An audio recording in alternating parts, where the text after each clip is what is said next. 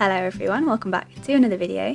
In today's video we're back in our favourite place, Volume 1, and Nathan and I are getting competitive with each other in a who can send it first type competition on a project that's been a long-standing battle for the both of us. So today Nathan and I are at Volume 1, which is our local centre. You'll have seen lots of videos from Volume 1 already, but today is slightly different because we're running a bit of a competition format between Nathan and I on a long-standing project of ours, which is this yellow just off camera here. It's a really brilliant technical climb through the comp wall set by Jake Mason, who you might know from Bouldering Bobat here on YouTube, and we had a really great time on it, so I hope that you enjoy watching it as much as we enjoy climbing it.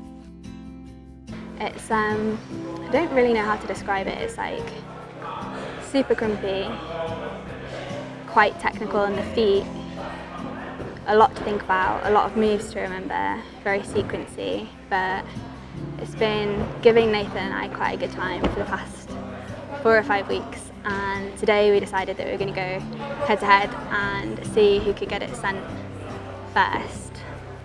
So that's what the plan is for today. It's kind of quite important that it gets sent today as well because we are locking down again. The UK is going into lockdown from Thursday, so this will be one of our last sessions of Volume 1, which is super sad, but hopefully one of us can get it sent, get the team tick today. So we've got a bit of a battle going on the yellow then, which is, I think it's like a 7A grade range problem. It's on the comp wall, but they've got this just enormous volume on the comp wall that really changes the angle of it, and it's so 3D, you can climb all the way around it. And so the problem starts on one side of the comp wall, and then it traverses around this big 3D object for a couple of final finishing moves back on the really steep comp wall. Now I like the bits on the steep comp wall, and Hannah really likes the delicate tiptoeing around the kind of less steep, terrible holds really, volume that's coming out. You can really compress around it actually, because it's the size of the volume is pretty much my big arm span. But because the holds are rubbish, it's quite dependent on your body positioning, isn't it, I think? So I give it a go and we'll see where we get up to. So in this shot you can see Nathan working through the first few moves. We both start the problem in the same way, with a right high heel to lever through our hamstrings onto the next nice hold. This big right hold is actually really nice to use to propel out left to the crimp section. You can see that he's not best fitted to this space here. He's having to get really scrunched up in the space to make the delicate foot swaps, and ultimately on this go he loses his balance going around the erect. You somehow got to get yourself around, don't you? I feel like I need to take the push off. You're on this side of the volume. Once you get around, you feel like you're being much easier to hold on, but you're struggling against a barn door like that, aren't you? Maybe I need to push to get around.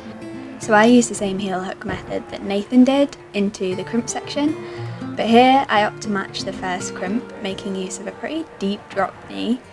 Then I'm at the same point that Nathan got to, and I'm entering the dainty feet section. But now I'm on the volume and I need to work my feet through into a more stable feeling position. And then comes perhaps my favourite move of the whole climb, which is the toe hook around the right hand side of the volume. I found this transition probably the crux of the climb for me. Trusting those feet on the left hand corner of the volume and bringing your right hand into that hold there I found really hard. So in this attempt, Nathan is getting to the same high point as he was before with the beater he'd used on his previous attempts, but he just loses his composure a little at the volume and drops off. Wrong beater. Not a good go. So in order to reach the left-hand side of the volume, Nathan felt that he needed something to push off against on the right-hand side. So in this attempt you can see him trying to stab his right foot back onto the start hold, and here he just misjudges the placement and falls off. That feels like the sketchy bit when you do it as well. That feels like the bit where you need to hit the foothold. or you just come falling down. So I'm up again and I'm opting to stick with what I know on the bottom sequence.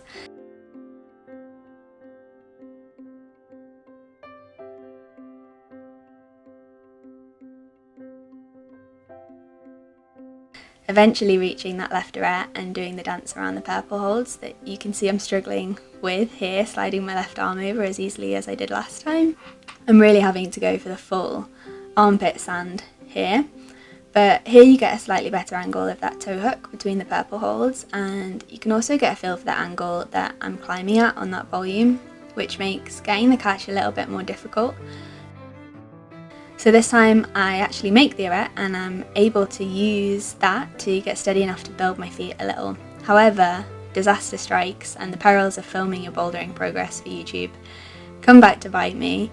If you watch my waist carefully, you'll see that the microphone pops out of position and starts to dangle as I make the match on the left gaston.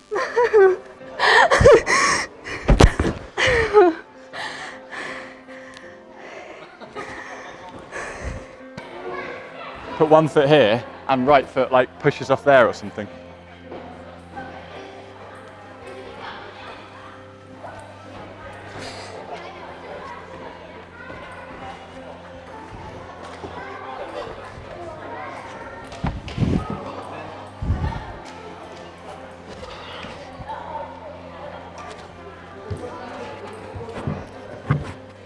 Ah, just hitting on that. My arm like ends up laying on that one. With more success on that foot stab to the start hold, Nathan is away on the arête, but once he's figured out the purple dance, you can see that he uses the arête like I do, but for a heel hook rather than a toe hook to make the next moves because his legs are a little too long for a toe hook.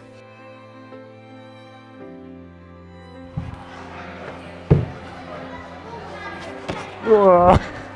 No. Oh, I really thought I had it then, because you're just staring into like such a nice gaston. But I think you get a heel or a toe round here. I think that's what I was planning to do, but it all went out of my head. Because I think you'd be more stable with your feet like that, like pulling yourself round on the heel. Instead, I was on like just my left foot, and I was kind of doing outside edge, trying to lean across and just like wobbled off.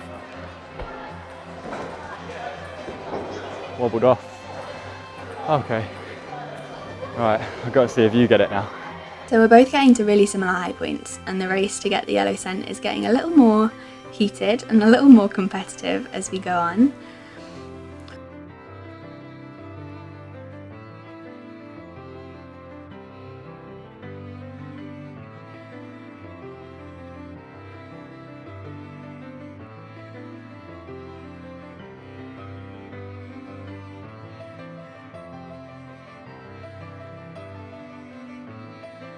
At this point on this attempt, I feel like I'm having a pretty good run. I'm feeling pretty fresh through the moves, and I'm able to reach that left arête with the help of a toe hook around the left arête this time.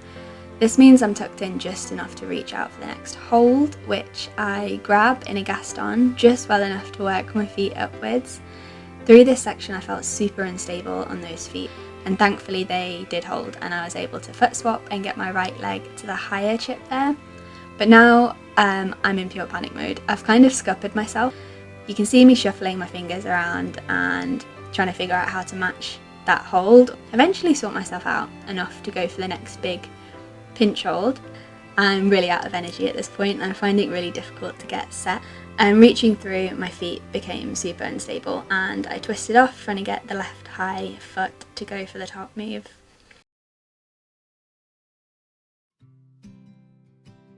That was the furthest I've ever gotten it, and prior to that I'd been like getting that first gaston and then just like tiring out, but that time I actually managed to match, which has never happened before. So what's really nice about this climb is that it climbs really differently for tall and short people. So I climb it a lot differently to how Nathan climbs it.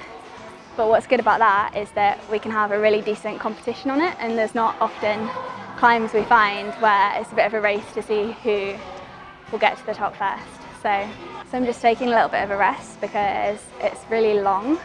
It's a really long climb and there's quite a few like crimps and what kinds of moves. Just like squeezing really hard on quite bad holds. But also it's very delicate, like footwork is really important. And there's a lot to read, there's a lot going on, there's a lot of toe hooks, a lot of like sequence to it. It's a really good climb, really like it. Really sad that this is probably the last session we'll get to have on it, so if it doesn't get sent today then it probably won't get sent. But feeling hopeful, gonna give it another go. Now.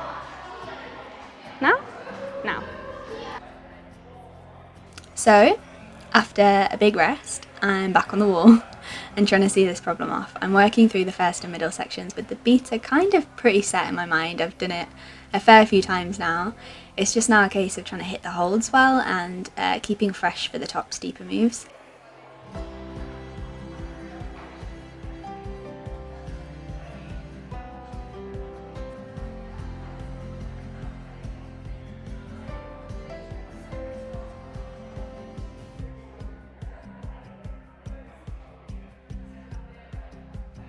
Unfortunately, you can see that I'm pretty tired and I can't keep my core tension as well as I was able to before, and I'm not able to reach my high point again. Motivated, psyched by how close you were, and also alarmed. I think I've got to get it quickly.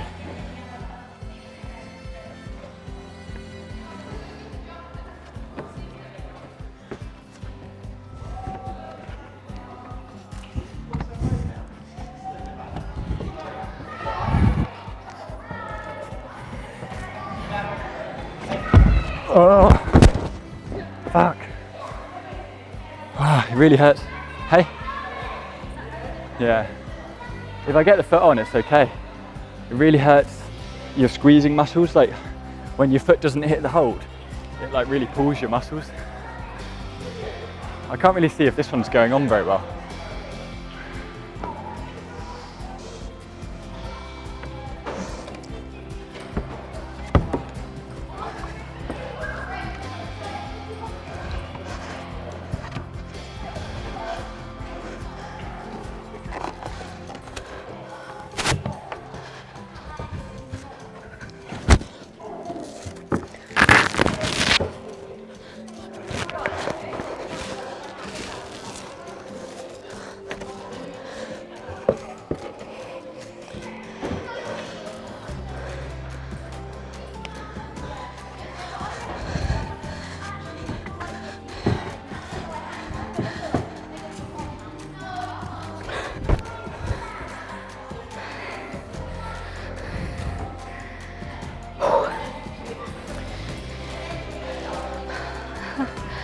Not that go.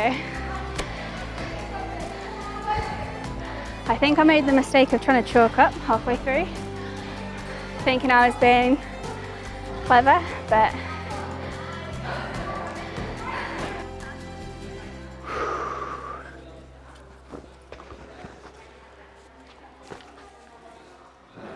once you get through that first bit, you get kind of a breather when you're on the nice holds, don't you? Or you kind of get to think about what you're doing before you go into the next hard bit.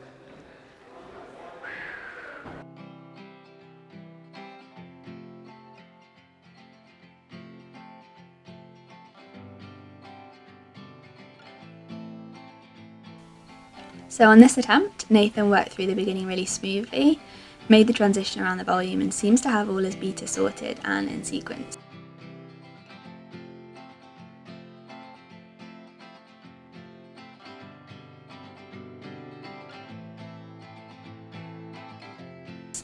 He's looking really fresh and working through the moves really well up until the high point. With that Gaston secured, Nathan is able to steady his feet against the volume, and Nathan interestingly opts to skip out the match on the Gaston to go up to hit the nice pinch. And this is really like the final do or die stretch. He's able to make the move that I spun off on in my previous attempt and match that juggy side pull type hold to make the big move to the top hold, and he is able to match it, which means Nathan takes the win.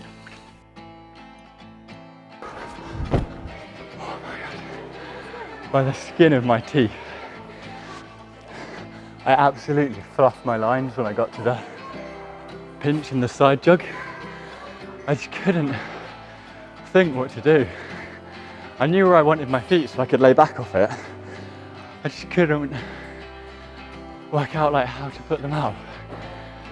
I lost my feet and just stabbed it up. But they're so like wet up there. Really hope that you enjoyed this competition style video between Nathan and I. It's really fun for us when we're able to find a climb that tests both of us like this, and we really enjoyed projecting it together. I really wish I could say I got this end, but unfortunately I wasn't able to get back to my high point. I really wanted to get this finished before we enter a second lockdown, but I have actually since injured my wrist. So with the lockdown and a wrist injury, I think I'll have to accept that I'm waving goodbye to this climb for good. But we did have a really good run of it, and I really enjoyed figuring it out.